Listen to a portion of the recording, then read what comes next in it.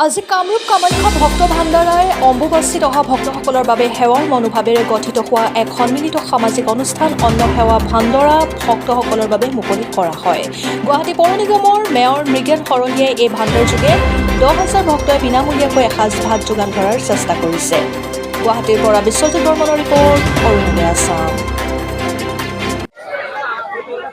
আমি প্ৰত্যেক বছৰ যেনেকে আমি কামৰূপ কামাখ্যা ভক্ত ভাণ্ডাৰৰ তৰফৰ পৰা আমি যে মা কামাখ্যাৰ তাত অহা ভক্তবিলাকক যে আমি এটা অন্ন সেৱা কৰাৰ যে ব্যৱস্থাটো কৰোঁ, এইবাৰো আমি ঠিক তেনেকৈ এটা ব্যৱস্থা কৰিছোঁ আৰু থকাৰো ব্যৱস্থা কৰিছোঁ।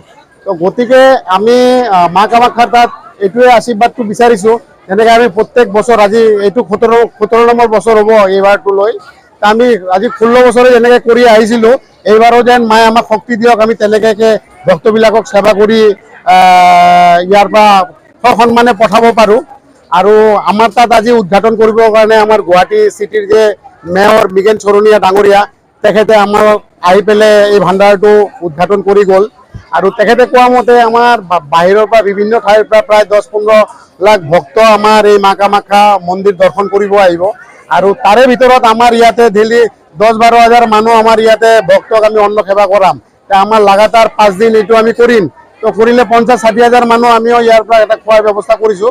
আৰু এইটো 50-60 হাজাৰ বুলি কথা নাই, মানে আমি ৰাতিপুৱা মানে 12টাৰ পৰা আমাৰ খোৱাটো ষ্টাৰ্ট হ'ব, ৰাতি 10টালৈ।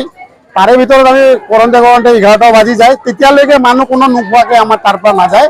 আমি চবকে ইয়াৰ পৰা পুৰা মানে ভৰপেট মানে অন্ন সেৱা কৰাই পেলাই আমি ইয়াৰ পৰা পঠাওঁ।